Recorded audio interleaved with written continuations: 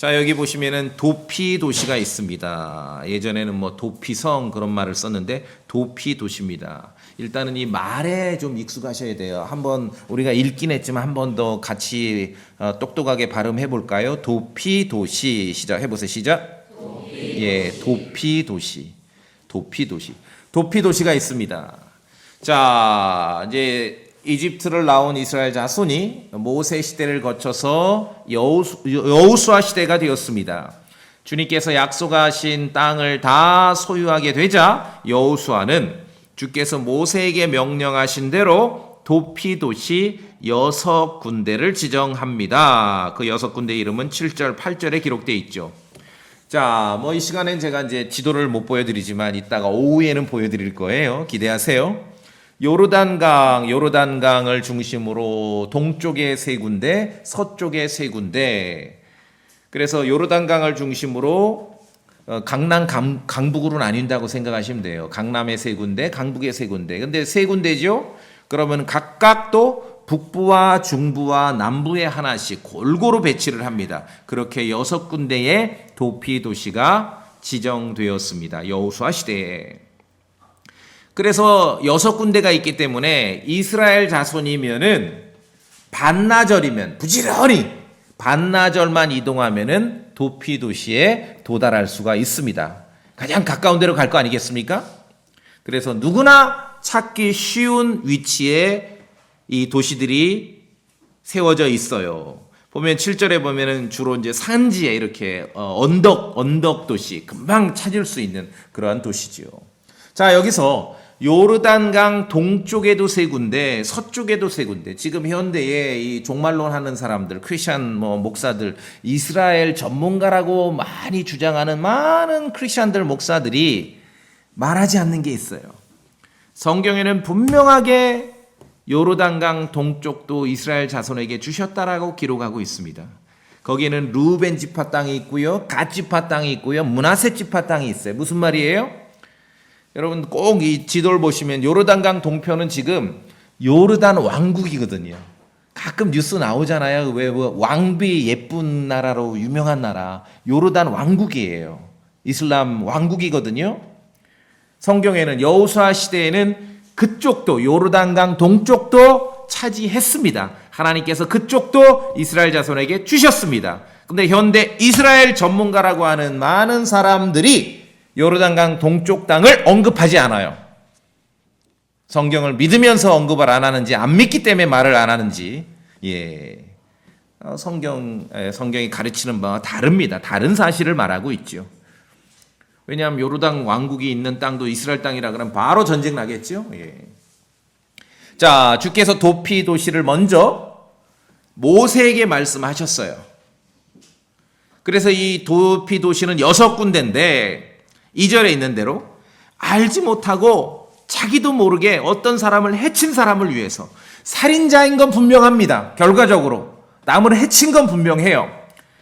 그런데 알지 못하고 자기도 모르게 그 사람을 미워한 적도 없고 그 사람에게 어떤 나쁜 감정도 있지를 않고 그 사람을 해치려는 그러한 의도도 없었는데 어떻게 결과적으로 사람을 해치게 된 그 사람, 그러한 살인의 경우에는 보복당하지 않고 누가 이제 피해를 입었으면은 그 누가 가족들이 나설 거 아니겠습니까? 왜냐하면 살인자는 죽여도 되거든요. 그러한 경우는 보복당하지 않고 재판받을 기회와 또한 재판받을 때까지 안전하게 보호받을 기회를 제공하는 장소가 바로 도피 도시예요. 피난처라 그러죠. refuge, 피난처. 3절에 피난처라고 합니다. 도피 도시죠. 왜 그렇습니까? 하나님께서는 모세 율법에도 이 똑같이 사람을 해쳤지만 2가지를 구분합니다. 전혀 미워한 적도 없고 그러한 의향도 없었는데 알지 못하고 자기도 모르게 남을 해친 경우와 반드시 사형에 처해야 될 그런 살인자를 구분하시는 것이에요. 모세 율법에 구분해요. 미움과 적개심을 가지고 의도적으로 남을 해친 경우는 그건 반드시 사형. 그러니까 이제 피해를 입은 쪽에서는 그런 경우라고 해당돼서 와서 이제 복수하려고 하겠죠. 근데 이 사람은 자기는 전혀 이거는 과실에 의한 것이지 그런 의도가 없어. 그럼 어떻게 돼요? 빨리 도망가야 돼. 어디로? 도피도시로. 가까운데 빨리 그 카카오 맵 켜가지고 제일 가까운 도피도시 알아야 돼요. 굳이 멀리 갈 필요 없죠? 제일 가까운 데로 빨리 도망가야 돼요. 그러면은 살아요. 여호수아가 6군데를 설치를 했는데 그 전에 모세에게 먼저 명령하셨습니다. 자, 앞으로 가시면 민수기 35장. 민수기 35장. 민수기 35장. 민수기 35장. 모세에게 말씀하셨어요. 먼저 35장 13절에 너희가 줄 이 도시들 중에서 너희는 6도시를 도피처로 삼되, 그렇죠? 6개입니다. 14절에 세 도시는 요르단 이쪽에 주고, 지금 요르단 왕국 쪽입니다. 거기도 이스라엘 땅입니다. 거기도 이스라엘 땅이에요. 왜 종말론하고 이스라엘 전문가라는 사람이 왜 그 얘기 안 해요? 뭐 말씀 성취를 얘기하면서 세 도시는 가나안 땅에 주어 그것들이 도피도시가 되게 할지니라. 자, 15절 우리 같이 한번 읽어볼까요? 민수기 35장 15절 시작. 이 6도시가 이스라엘 자손과 타고인과 그들 가운데 거하는 체류자를 위한 도피처가 되리니 이것은 알지 못하고 사람을 죽이는 모든 자가 거기로 도피하게 하려 함이니라. 자, 하나님께서는 모세 율법이 아무리 서슬퍼러들어 아주 굉장히 엄격하더라도 우리 성경을 보니까 하나님께서는 사람의 마음의 의도와 생각을 구분하시는 것이에요. 구분하시는 거예요. 사람을 해쳤지만 전혀 미워한 적도 없고 그 사람에게 적의를 가진 적도 없었고 숨어서 그 사람을 해치려고 그렇게 계획을 세우지도 않았는데 결과적으로 해치게 됐을 때는 빨리 도망가라. 도피도시로 도망가라. 그러나 미움과 적개심을 가지고 의도적으로 남을 해친 경우는 그거는 반드시 사형이다. 반드시 사형이다. 하나님의 법에 그렇게 되어 있는 것입니다. 자, 오늘 도피도시예요. 피난처입니다. 피난처. 성경을 보시면 주 하나님께서는 언제든지 사람의 목숨을 굉장히 귀하게 여기십니다. 영의 목숨, 영적인 목숨뿐만 아니라 육체의 목숨도 귀하게 여기셔요.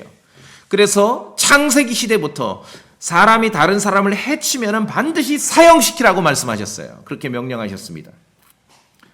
그럴 때는 의도적이고 계획적으로 악의를 가지고 아주 작정을 해서 해쳤을 때는 반드시 사형시키라는 것이죠. 그러한 살인자에게는 동정심을 보이지 말라고 말씀하셨어요. 왜? 사람은 하나님의 형상대로 만들어졌기 때문에. 예수님의 외모가 어떻게 생겼겠습니까? 거의 우리랑 같은 거지요. 사람은 하나님의 형상대로 만들어졌습니다. 자, 세상 통치자들이 있습니다. 세상에 뭐 왕들도 있고 수상도 있고 대통령도 있고 시장도 있고 군수도 있고 도지사도 있는데 세상 통치자들을 로마서 13장에서는 하나님의 사역자라고 말합니다. 목사만 하나님의 사역자가 미니스터가 아니라 세상의 권력자들도 하나님의 사역자라는 거예요. 자, 그러면 교회의 목회자는 하나님의 말씀을 선포하고 복음을 선포하고 성도들에게 진리를 가르치는 그 업무를 담당하는 사역자인데 세상의 통치자, 세상의 지배자, 세상의 권력을 가진 사람들은 무엇을 하는 하나님의 사역자냐면은 악을 행하는 자에게 진노를 집행하라는 거지요. 악행을 행하는 자. 근데 대표적인 것이 말씀드렸듯이 남을 함부로 해치는 사람에게 반드시 처벌하라는 게 이 세상 통치자에게 하나님께서 주신 명령인 거예요. 그런데 만약에 하나님의 사역자로 임명받은 사람들이 세상에 어떤 권력을 가지고 있는 사람들이 사람 목숨을 가볍게 여기거나 사람 목숨을 함부로 해치는 악행에 대해서 처벌하거나 보복하지 않으면 그건 존재 이유가 없습니다. 그래서 역사를 보면은 왕국이 망하고 왕조가 망하고 국가가 망할 때 어떤 일이 벌어져요? 그 공권력이 약화된다 그러죠. 그 말은 뭐냐면은 반드시 처벌해야 될 사람을 처벌하지 않아요. 그럼 존재 의미가 없는 거예요. 하나님의 사역자들이 자기 업무를 담당하지 않는 것이에요. 그래서 하나님께서는 사람의 목숨을 굉장히 귀중하게 여기십니다. 육적인 목숨이든 영적인 목숨이든 동일하다는 거예요. 이게 성경을 통해서 우리가 알 수 있는 하나님의 어떤 그 성품이고 속성입니다. 세상 통치자 권력자들도 하나님의 사역자, 미니스터라는 사실을 기억해 두시기 바랍니다. 자, 다시 도피도시 6개가 있는데 도피도시를 6개를 둔 이유, 요르단강을 중심으로 오른쪽에 북부, 중부, 남부 3개, 요르단강을 중심으로 왼쪽에 가나안 땅의 북부, 중부, 남부 3개, 도합 6개를 둔 이유는 빨리 도망칠 수 있는 그런 위치를 두기 위함이고 사람을 해친 자를 구분하기 위함이라고 말씀드렸습니다. 사람을 해친 사실은 같지만 반드시 사형에 처해야 할 그런 사람도 있고 말씀에 사형에 이를 만큼은 아니다. 그렇게 그건 주님이 말씀하시는 거예요. 모세에게 야야야 사형에 이를 만큼은 아닌 경우가 있어. 이 두 가지를 구분하라는 거죠. 대단하죠? 그러니까 현대 어떤 민주국가, 국민국가의 어떤 기본 법 틀이라는 게 이 성경을 보니까 이해가 돼요. 같은 내용이죠. 그래서 과실로 사람을 해친 경우에는 신속하게 이 6개의 도피 도시 중에 하나로 도망가면 돼요. 도망가야 살아요, 이때는. 뭐 민기적거리고 난 거기서 쓸데없는 소리. 무조건 도망가야 돼. 그래야 살아. 합당한 판결을 받기까지 보호받을 수 있어요. 그래서 열심히 뛰어가요. 이제 6개이기 때문에 하여간 부지런히 가면은 목숨을 구할 수 있어요. 그러니까 가서 이제 도피도시에 이르러요. 그럼 문 어귀에 서서 무조건 받아주는 게 아니라 그 도시에 이제 레위인들이 살거든요. 장로들, 제사장을 만나서 자기 사정을 밝히 말해야 됩니다. 반드시. 오늘 본문 여호수아기 20장 4절에 보니까 장로들 귀에, 그 도시의 장로들 귀에 자기 사정을 밝히 말할 것이요. 이러이러해서 내가 사람을 해쳤는데 저는 그 사람하고 원한 관계도 없고요. 미워한 적도 없고 무슨 금전 관계도 없고 저는 전혀 그 사람을 해칠 의도가 없고 이건 사고였습니다. 과실이었습니다. 그러니까 지금 저 막 쫓아오는 게 보여요. 나 죽이려고 지금 오거든요. 내가 그렇습니다. 그러면은 그런 자기 사정을 밝히 말하면은 이 도피 도시의 장로들이 이 사람을 받아주는 거예요. 받아주는 거예요. 그러면은 이 도망자는 알지도 못하고 자기도 모르게 다른 사람을 해친 이 도망자는 그 도피 도시에서 안전합니다. 도피 도시는 죄인이 보복당하지 않고 안전하게 거할 수 있는 유일한 장소였습니다. 6군데가 있죠. 그게 도피 도시예요. 피난처라고. 3절에 나오죠. 그 도시들은 피의 원수를 갚는 자로부터 지금 이제 복수하려고 쫓아오는 거거든요. 네가 우리 삼촌을 해쳤어? 복수하려고 쫓아오는데 벗어나게 할 너희의 피난처니라. 도피 도시예요. 도망가라 이거 도망가라. 결과는 같으나 하나님께서는 사람의 마음의 생각과 의도를 살피십니다. 우리가 신앙생활할 때 굉장히 중요합니다. 믿음으로 산다고 했을 때 믿음을 얘기하고 신앙생활 교회가 믿음을 말할 때는 외형만을 가지고 뭔가 평가하게 되면 문제가 생기는 거예요. 그 사람의 마음에 하나님 앞에 하나님을 향한 그 사람의 마음의 생각을 어떻게 우리가 다 알겠습니까? 그냥 미루어 짐작할 뿐이죠. 그래서 결과는 같지만 하나님께서는 인간의 마음의 생각과 의도를 살피십니다. 사람을 해친 경우는 결과는 같지만 하나님께서는 구분하셔요. 이런 케이스야. 빨리 도망가라. 따라서 사람을 해친 사람이 모두 보호받을 수 있는 게 아니에요. 어떤 사람인지 또 사람을 해치고 알아. 도피 도시에 대해서. 거기 가면 산다는 거. 열심히 도망가요. 그런데 장로들 앞에 이제 자기 사정을 얘기해. 장로들 전문가거든요. 이 사람 전문가 딱 보면 알아. 이 거짓말하고 있네 지금. 다 알고 왔는데 지금 전보 왔어, 너에 대해서. 평소에 행실이 어떤 거. 그러면 이 사람은 도피도시로 받아들여요? 아니면 내쫓아요? 내쫓아버려요. 그러한 살인자는 보호받을 수 없습니다. 자, 신명기 갑니다. 신명기 19장. 하나님의 말씀이 아주 정밀하고 아주 세밀합니다. 그렇게 그냥 엉성하게 되어 있지 않아요. 모세 율법이라 할지라도. 죽을 죄를 지은 살인자는 도피도시로 도망해도 소용없습니다. 그래서 장로들이 먼저 사전에 면담을 하잖아요. 면접 과정이 그래서 있는 거예요. 자, 신명기 19장 저 뒤로 가셔서 11절 12절. 자, 우리 성도님들 한번 이 도피도시에 대한 내용을 잘 우리가 파악해야 되니까 11절, 신명기 19장 11절, 12절 소리내 읽어보시겠습니까? 그러나부터 시작. 그러나 어떤 사람이 자기 이웃을 미워하여 숨어서 그를 기다리다가 그를 대적하여 일어나 죽도록 그를 쳐서 죽게 하고 이 도시를 중 하나로 도피하거든 그의 도시 장로들은 사람을 보내어 그를 거기서 데려다가 피해 원수를 갚는 자의 손에 넘겨주어 그를 죽이게 할 것이냐. 대단하죠? 예, 분명히 구분하셔요. 그리고 무조건 도망 왔다고 받아주는 게 아니라 장로들이 면접한다니까요. 심층 면접. 이 사람들 전문가이기 때문에 금방 알아먹는 거예요. 그 13절에 내 눈이 그에게 동정심을 보이지 말고 오히려 너는 무지한 피에 대한 죄책을 이스라엘에서 치울지니라. 그러면 내 일이 잘 되리라. 사형에 해당되는 사람은 반드시 처리해야 된다는 거죠. 그러나 그렇지 않은 사람은 도피도시에서 보호해라. 이게 하나님의 말씀이고 이스라엘 자손에게 주신 율법이었습니다.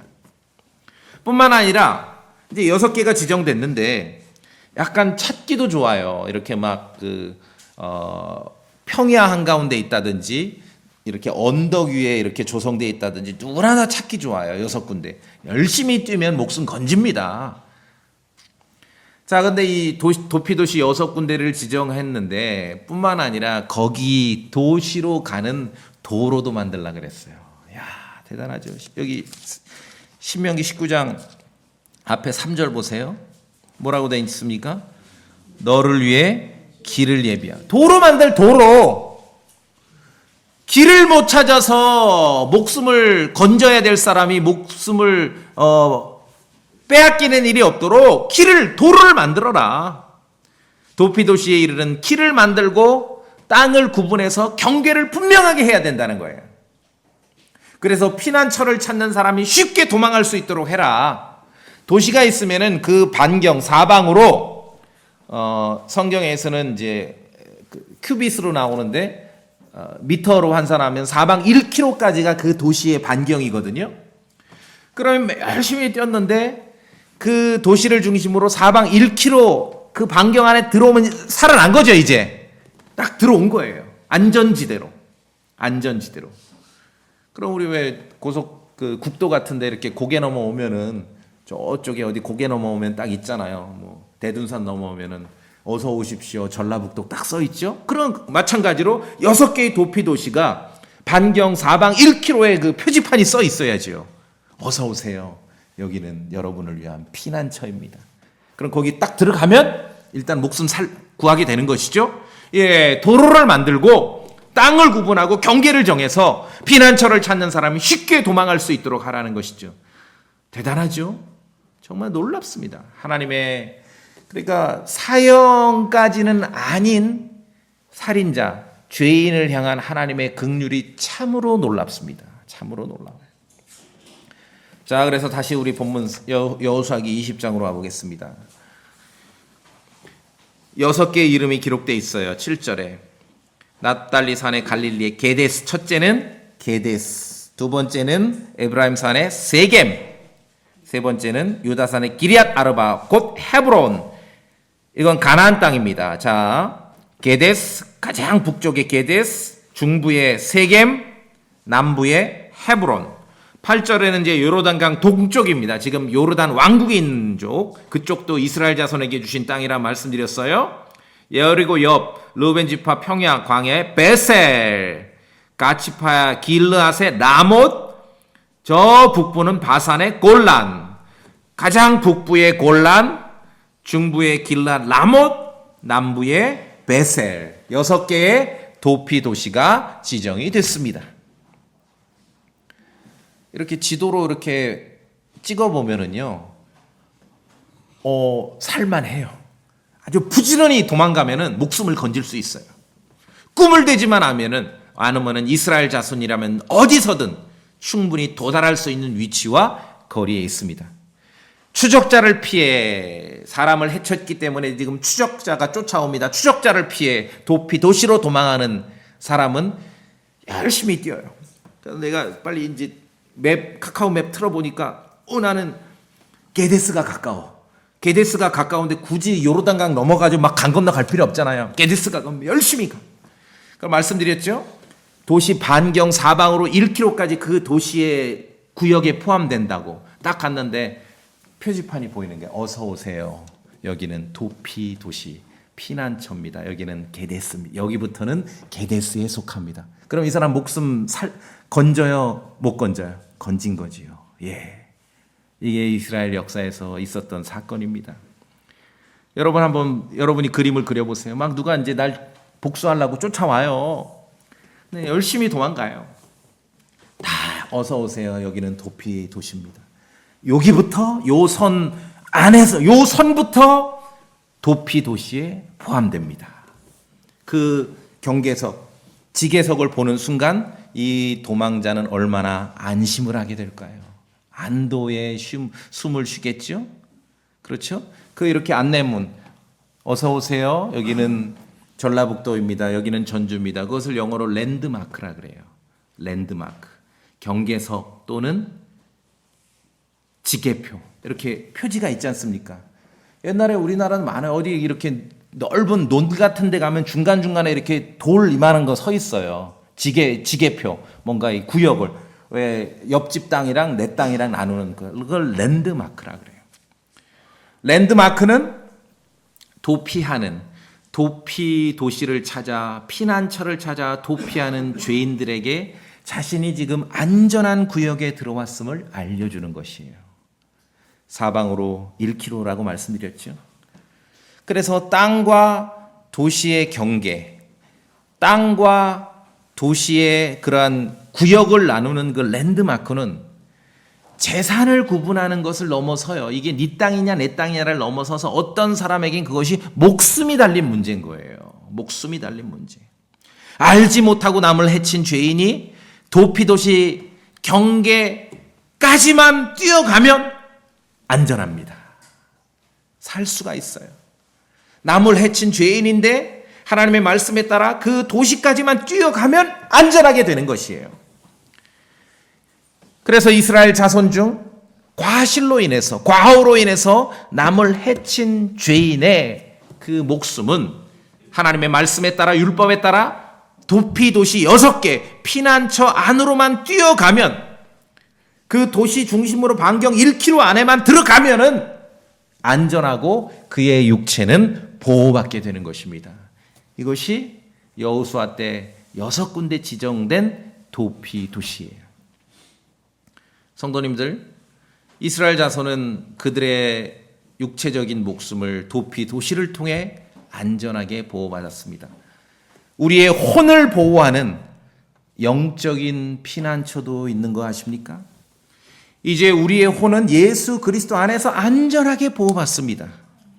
그리스도 예수님 안에서 어떤 죄인이라도 죽음의 권세를 가진 마귀로부터 안전하게 보호받을 수 있어요. 조건이 있죠. 예수 그리스도 안에 있어야 되는 것이에요. 예수 그리스도 안에. 예수 그리스도 안에. 예수 그리스도의 그러한 온기를 느낄 수 있는 그 반경 안에만 있으면 우리의 혼은 안전하게 보호받는 것이에요. 자, 신약으로 갑니다. 히브리서 6장.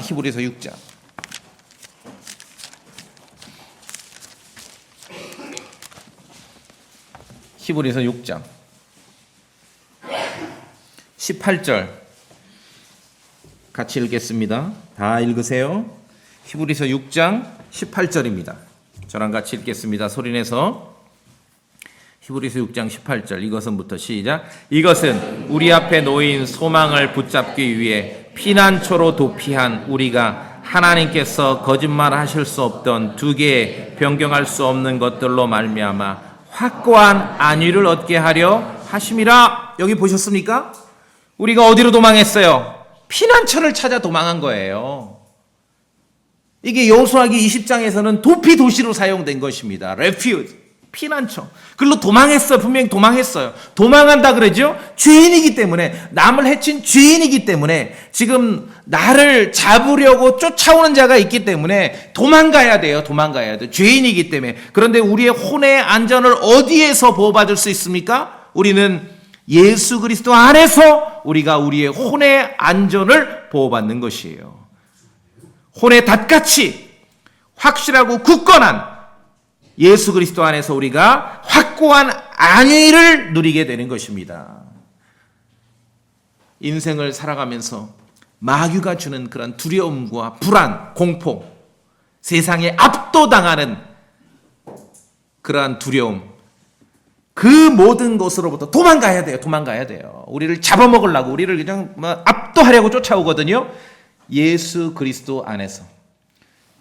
이스라엘 자손 중에 죄인이 부지런히 달려서 자신의 목숨을 건지기 위해서 도피도시로 들어가면, 반경 1km 안에만 들어가면 목숨을 건졌듯이 이제 우리의 혼의 안전은, 언제라도 죄인의 안전은 예수 그리스도 안에서 확고한 안위를 얻을 수 있습니다. 혼의 닷같이 확실하고 굳건하다.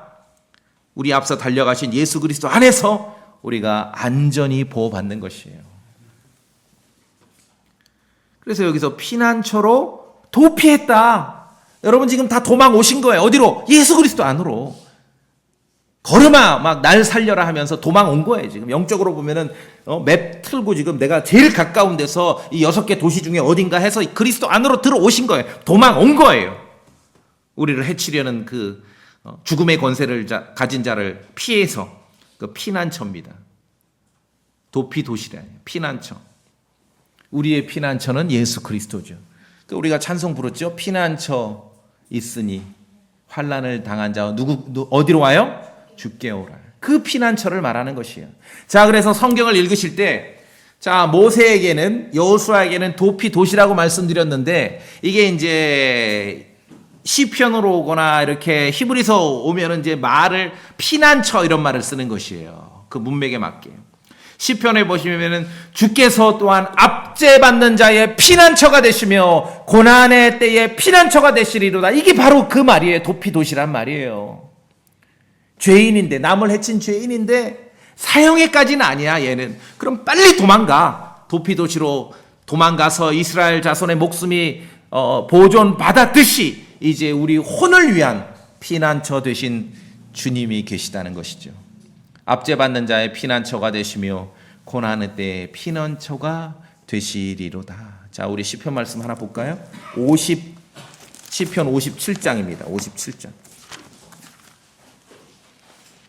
시편 57장.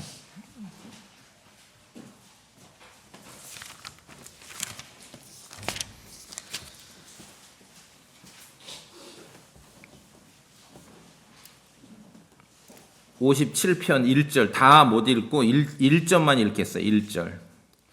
시편을 읽으실 때는요, 평소에 성경 읽듯이 읽지 마시고 시 읽듯이 읽으세요. 아시겠어요? 시 낭송하듯이. 51편 같이 읽어보겠습니다. 1절만 시작. 오 하나님이여, 내 혼이 주를 신뢰하오니 내게 긍휼을 베푸시고 내게 긍휼을 베푸소서. 참으로 이 재난들이 지나갈 때까지 내가 주의 날개들 그늘에 내 피난처를 두리이다.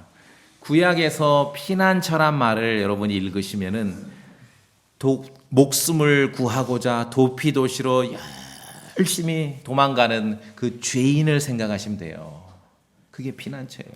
그런데 시편 57편에서 1절을 보셨는데, 이 시를 짓게 된 그 문맥이 중요해요. 그 앞에 보시면은 57전 그 앞에 소제목에 악장에게 준 다윗의 믹담 알다세, 이건 이제 시의 형태를 말합니다.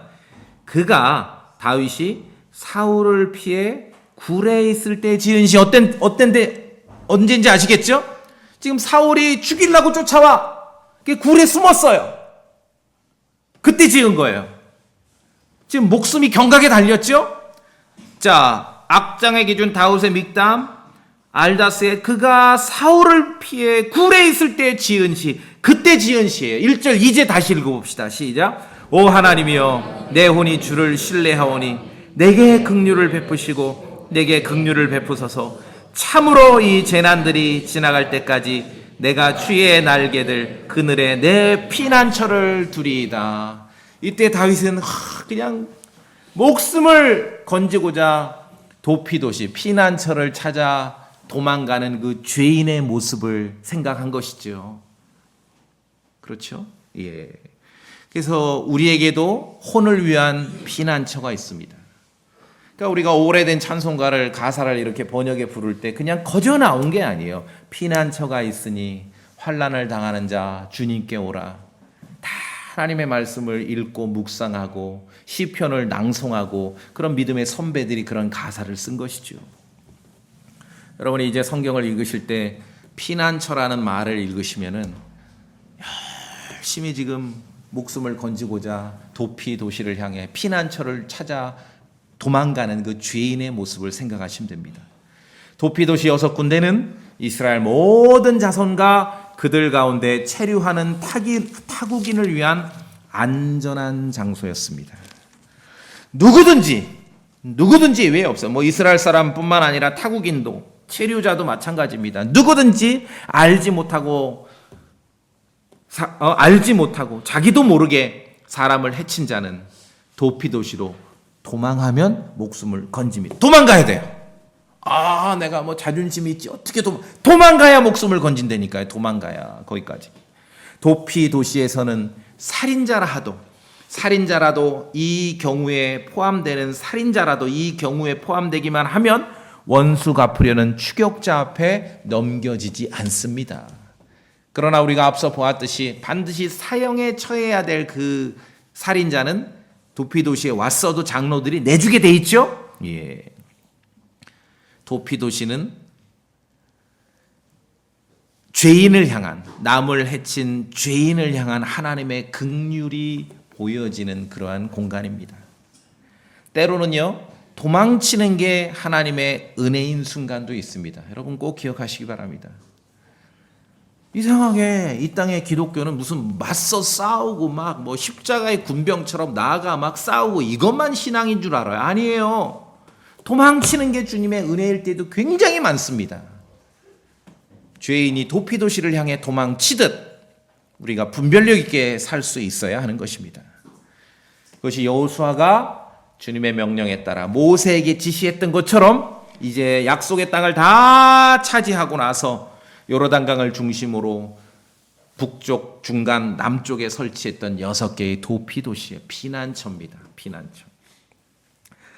자, 그런데요, 만약에 도피도시를 향해 어떤 죄인이 열심히 달려가는데 그 도시의 반경 사방으로 1km까지 그 도시의 구역이라고 말씀드렸죠? 그런데 지게표가, 경계석이, 랜드마크가 잘못 써 있어. 위치가 잘못됐어. 아니면 어떤 나쁜 사람이 옮겨놨어. 가끔 그런 경우 도로 표지판 이렇게 거꾸로 돼 있는 경우 있잖아요. 누가 못된 사람이 이렇게 방향을 틀어놓지 않습니까? 그럼 어떻게 돼요? 이 사람 죽어요. 도피도시 지경 내에 들어온 줄 알았는데 표지판이 잘못됐어.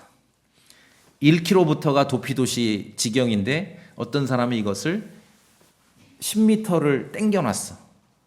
그러면 도피도시에 온 줄 알고 이제 목숨 건졌구나. 아니죠, 아직?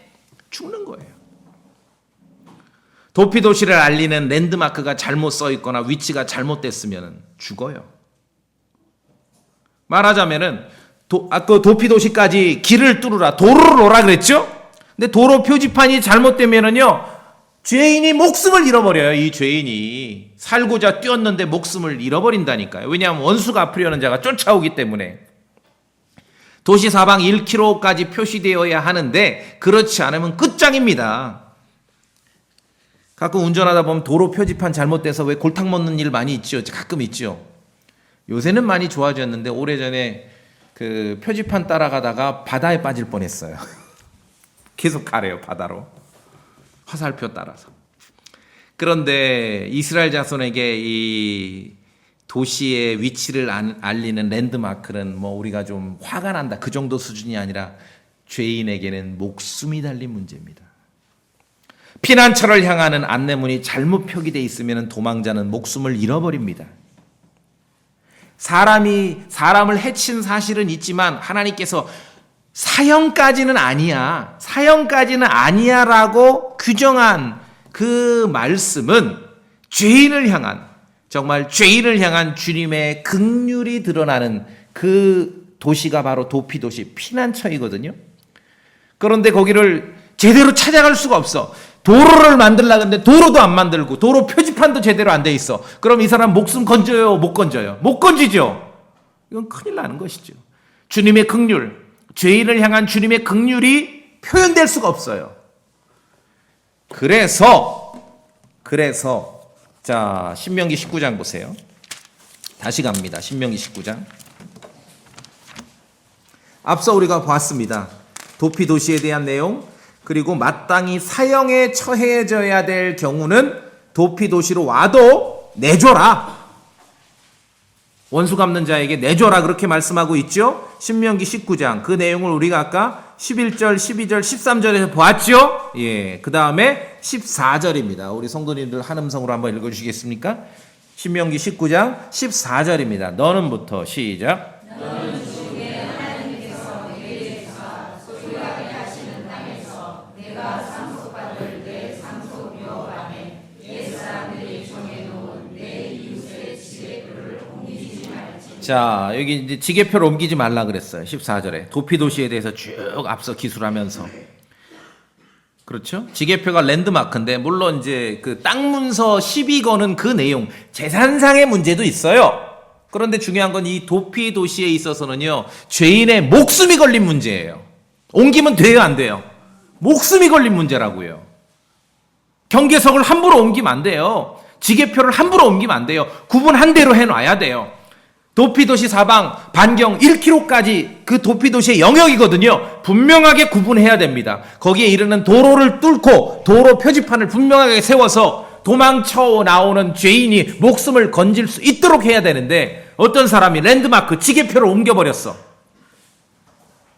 어서 오세요. 여기부터는 전라북도입니다. 와보니까 아직 충청도 땅이야. 속은 거죠? 그러면 죽는다니까요. 이스라엘 자손은 그러면 죽어요. 그걸 랜드마크라 그래요. 자, 그러면은 이게 재산상의 이유만이 아니라 피난처를 찾아 나오는 죄인에게는 이것이 목숨이 달린 문제죠. 그래서 지게표를 옮기지 말라는, 랜드마크를 옮기면 안 돼요. 예전에 그런 적이 있어요. 쟁기질하다가 어떤 분이 돌덩이가 하나 있어가지고 그걸 쟁기질에 방해되니까 옮겼어. 소송 났어요. 소송. 재판 붙었어요. 그게 알고 봤더니 지게표야. 함부로 옮기면 안 돼요. 자, 신명기 27장. 우리 성도님들이 성경 읽다가 이런 표현들, 단어를 보면 이게 이제 굉장히 심각한 내용인지를 이해하시는 거예요. 신명기 27장 17절에 저랑 같이 읽어볼까요? 신명기 27장 17절 시작. 자기 이웃의 지게표를 옮기는 자는 저주를 받으리라 할 것이요 온 백성은 말하되 아멘 할지니라.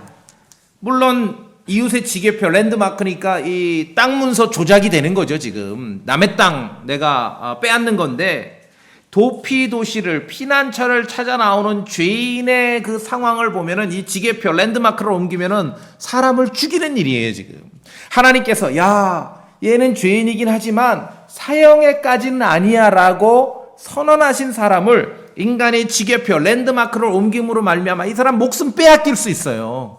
열심히 뛰어왔는데 어딘지를 몰라. 구분이 안 돼. 이 도피도시가 어디부터 도피도시고 어디까지인지 구분이 안 돼. 그럼 죽는 거예요. 그래서 여러분 구약 성경 읽을 때 지계표, 랜드마크 옮기지 말라 이런 말을 종종 보면은 이 그림을 생각하시면 돼요. 이게 심각한 얘기구나 지금. 그냥 뭐 네 땅이냐 내 땅이냐 재산 가지고 재판 붙는 정도를 넘어서서 죄인의 목숨이 달린 문제. 하나님께서 그 죄인을 향해서 긍휼을 베푸시거든요. 인간적으로 봐서는 죽어마땅한 죄인이지만 하나님께서 그 죄인을 살리시고자 도피도시를 정해놓으셨는데, 그래서 길을 뚫고 도로를 만들고 도로 표지판을 세우고 도시의 경계를 세워놓고 랜드마크를 거기다 세워놨는데 그걸 누가 옮겨버려. 큰일 나는 거예요. 지금도 땅을 측량하고 경계를 정해서 이 랜드마크를 설치하는 일은 매우 중요하죠? 매우 중요해요. 말씀드렸잖아요. 쟁기지르다 돌을 옮겼는데 재판 붙었다니까요. 함부로. 그 돌 함부로 옮기면 안 돼. 지금은 뭘로 해요? 막대기로 해요? 모르겠어요. 옛날에는 돌을 세워놨어요. 땅의 경계를 함부로 옮기면 전쟁이 나고 싸움이 납니다. 그래서 지금 다 전쟁, 러시아, 맨날 뉴스가 뭐예요? 누구 땅이냐죠? 네 땅이냐, 내 땅이냐. 우리 여기, 우리나라도 이 서해안 NLL? 그게 뭐예요? 이 바다가 네 바다냐, 우리 바다냐? 랜드마크 때문에 문제가 되는 거예요. 지계표, 경계석, 랜드마크를 그래서 함부로 옮기면 안 돼요. 이제 들어보세요. 그러니까 하나님의 말씀, 구약은 적어도 성경에 신약까지 성경의 많은 그런 내용들은요, 성경을 기반으로 특히 모세에게 주셨던 명령을 기반으로 해서 많은 내용이 이해가 돼요.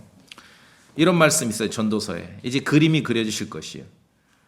대뜸 나와요. 전도서 10장에. 누구든지 돌들을 옮기는 자는 그것들로 인해 해를 당할 것이요. 이해되시죠? 이해되세요? 예, 돌들을 옮기는 자는 해를 당한다는 거예요. 돌들을 옮기는 자. 주께서 하나님의 말씀에 불순종하고 반역하는 이스라엘의 왕을 일컬을 때 뭐라고 말씀하셨냐면은 경계를 옮기는 자 같다 그랬어요. 랜드마크를 함부로 옮기는 자, 국경선을 함부로 옮기는 자 같다는 거예요. 사람의 목숨을 없이 여기고 사람의 목숨을 해칠 수도 있다는 거죠. 그러니까 품격 있게 이제 우리가 욕하는 거예요. 저 사람은 경계를 옮기는 자 같다.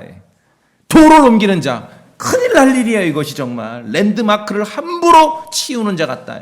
엄청난 나쁜 사람이라는 뜻이죠. 그래서 이스라엘 왕 중에 경계를 옮기고 이 돌들을 함부로 옮기고 랜드마크를 함부로 옮기는 사람에 대해서 하나님께서 매우 분노하신 것이에요. 그 도시를 향해 도망 나온 죄인의 심정을 생각해 보세요. 열심히 뛰어왔는데 결말이 없어. 어딘지를 모르겠어. 그러면 목숨을 잃어버리는 것이에요. 죄인을 향한 하나님의 긍휼, 랜드마크는 뭡니까? 경계석은 뭐예요? 그 땅의 구분이, 도시의 구분이 되는 그 지계표는 뭡니까? 죄인을 향한 하나님의 긍휼이라는 것이죠. 그 긍휼을 누가 함부로 옮기냐는 거예요. 그러니까 성경을 읽을 때 돌을 함부로 옮기는 것은 엄청난 큰 죄라는 거예요. 죄인을 향한 하나님의 긍휼을 삭제해버리는 것이죠. 지금도 현대에도 땅을 측정하고 경계를 정하는 일이 그래서 중요해요. 자, 현대에 와서 이 랜드마크, 지계표나 경계석, 랜드마크, 경계, 구분이 사라지는 경우가 많이 있습니다. 수많은 분야에서 돌이 옮겨졌습니다. 랜드마크가 사라졌어요. 길 안내문이 엉망인 경우가 많아요. 그럼 화가 나고 골탕 먹었죠? 최근에 보니까 바꾼 것 같아요. 예전에 대전에서 저쪽 무주 거쳐 진주 쪽으로 가려면은 제가 한번 당한 적이 있거든요. 딱 갈림길인데 전주, 진주 이렇게 써 있어요. 그 밤에 가보세요. 그 절반은 일로 간다니까, 절반은. 밤에 전주, 진주. 근데 이제 진주를 통영이라고 요새 바꾼 것 같더라고요. 전주, 진주. 길 안내문이 엉망이고 친절하지 않으면 어떤 사람은 목숨을 잃어버린다니까요. 도피도시입니다. 피난처. 우리의 혼의, 죄인을 위한 혼의 피난처인 예수 그리스도를 알리고 선포할 때 아주 똑똑하게 선포해야죠. 엉성하게 하면은 목숨을 잃어버린다니까요. 정확하게 하나님의 말씀대로 선포해야 되는 거예요. 피난처를 찾는 죄인들에게 혼의 피난처를 제시할 때는 현대 많은 랜드마크 경계가 사라졌습니다. 많은 돌들이 옮겨졌어요. 영적인 면에서도 더더욱 그렇습니다. 영적인 면에서요. 지금 이슈된 게 뭡니까? 남자와 여자의 경계가 없어졌죠. 랜드마크가 없어졌어요. 이제 오후에 제가 잠깐 이제 지도를 통해 보여드리겠지만 미국 이제 대선이 끝났는데 제가 볼 땐 미국 사람들이 정치적으로 고도의 어떤 막 계산과 막 그런 거 없어요. 정말 심플해요. 단순해. 남자와 여자의 경계가 없어져가요. 랜드마크가 없어요. 교회와 세상 기업과의 경계가 없어져요. 기업은 뭡니까? 이윤을 추구하는 데죠. 세상 기업, 여러분 사업하세요? 당연히 이윤을 추구하셔야 돼요. 그게 목표예요. 사업하고 장사하고 기업은. 근데 교회는 이윤을 추구하는 데가 아니에요. 내주는 데예요. 내주는 데가 교회예요. 교회와 기업의 경계가 없어져요. 주인과 종의 경계가 없어지고 설교자와 성도들의 경계가 없어지고 진리와 거짓의 경계가 없어지고 거룩함과 속됨의 랜드마크가 없어집니다. 하나님의 말씀과 사람의 말의 경계 랜드마크가 없어지고 경계가 사라지고 랜드마크가 옮겨지고 돌이 옮겨지면 어떤 사람은 목숨을 잃어버릴 수도 있음을 기억하시기 바랍니다. 하나님께서는 민족과 백성의 경계, 민족과 백성이 거주하는 경계도 나누어 주셨습니다. 그것이 옮겨지면 싸움과 전쟁이 나는 것이에요. 언어의 경계가 사라져요. 언어의 랜드마크가 없어져. 그럼 인간들은 일치단결해서 뭐 합니까? 하나님을 거역하게 되는 것입니다. 예전 유다 왕 아하스라는 왕이 있었는데 이 아하스는 자기 마음대로 성전 뜰에 있는 놋제단의 위치를 옮겼어요. 이런 일이 있습니까? 성전의 놋제단의 위치는 하나님께서 모세 율법으로 정하신 거거든요. 딱 위치가 정해져 있죠. 근데 아하스라는 왕은 놋제단의 위치를 지 맘대로 옮겨버렸어요. 자, 그래서 아까 말씀드렸잖아요. 성경에서 굉장히 아주 품격 있는 욕이지만 엄청난 죄인에 대해서 경계를 옮기는 자다. 랜드마크를 옮기는 자다. 도를 옮기는 자다. 이거는 엄청나게 심한 욕을 말하는 거죠. 하나님께서 정하신 자리의 위치와 자리를 마음대로 옮긴 이 아하스에 대해서 성경은 이렇게 평가합니다. 자기 조상 다윗과 같지 아니하여 자기 하나님 보시기에 옳은 것을 행하지 아니하고 정해진 위치와 랜드마크와 경계석을 옮기는 사람은 성경 세계에서는 엄청나게 큰 죄인이에요. 도로 표지판 잘 해놔야 돼요. 어떤 사람에게는 목숨이 달린 문제였어요. 이스라엘 자손에게. 그렇죠? 입장 바꿔놓고 생각해 열심히 난 그럴 의도가 없었어 전혀. 그런데 어떻게 해치게 됐어. 과실로. 그 말씀대로 지금 도피도시 피난처를 찾아 열심히 뛰어왔어. 거의 95% 지금 왔어. 도달을 했어요. 근데 와보니까 저 이게 이해가 돼요. 가끔 이렇게 여행하면서 숙소를 예약해 놓잖아요. 호텔을. 그럼 특히 이제 유럽 같은 경우는 95%까지 잘 찾아가요. 그 5% 정확하게 그 위치 찍어내는데 때로는 길게는 30분에서 1시간까지 걸려. 막 표지판이 제대로 안 돼 있거든요. 근데 이게 목숨이 달린 도피 도시일 경우는 큰일 나는 거지요. 큰일 나는 겁니다. 죄인을 향한 하나님의 긍휼이 드러나는 그 피난처를 누가 임의대로 제거하냐는 것이죠. 그래서 지게표나 경계석과 랜드마크, 돌을 함부로 옮기지 말라고 성경은 기록되어 있는 것입니다. 모세 시대의 이집트에 파리떼로 큰 재앙이 임할 때 고센 땅에는 파리떼가 전혀 없었습니다. 왜? 거기에는 이스라엘 자손이 거하기 때문에 고센 땅에는 파리떼가 없었습니다. 어디서부터 고센 땅인지가 그래서 중요한 거 아닙니까? 그게 랜드마크예요. 어떤 사람에게는 사느냐 죽느냐의 문제입니다. 사람의 마음의 의도와 생각을 아시는 주님께서 이스라엘 자손에게 도피도시 6군데를 정해주셨습니다. 사람을 해친 자를 둘로 구분하셨습니다. 사람 보기에는 같으나 하나님 보시기에는 전혀 다르다는 거예요. 그래서 신앙생활이라는 건 마음의 의도와 생각으로 하는 것이에요. 사형에 이르지 않을 죄인도 있어요. 그는 즉시 도망가서 목숨을 건져야 됩니다. 6군데의 피난처는 죄인을 향한 하나님의 긍휼이 드러나는 장소입니다. 그 장소를 선명하게 구분해야 돼요. 그것을 랜드마크로 구분하는 것이죠. 죄인을 향한 율법, 모세 율법의 칼날이 참으로 무시무시했던 시대에도 피난처를 구하는 죄인을 위한 안전한 도피 도시 피난처가 거기에 있었습니다. 6군데나 있었어요. 거기로 도망하여 자기 사정을 밝히 말하는 죄인이면 누구라도 그 피난처에서 보호받을 수 있었어요. 이제 우리의 혼을 위한 피난처 대신 그리스도 예수님을 여러분이 기억하시면 됩니다. 예수 그리스도께 피하는 사람은 누구라도, 그리스도께 도망오는 사람은 누구라도 혼의 닷과 같이 확실하고 굳건한 안위를 누리게 된다라고 히브리서 말씀에서 우리에게 주고 있죠. 예, 하나님의 긍휼이 넘쳐 흐르는 이스라엘 자손 역사에 주셨던 그 도피 도시, 그 도시를 알리는 랜드마크. 그래서 도를 옮기지 말라 그랬고, 이 시대 우리의 혼을 위한 안전한 피난처가 있음을 우리가 기억하고 주님께 감사드렸으면 좋겠습니다. 다 같이 기도합시다.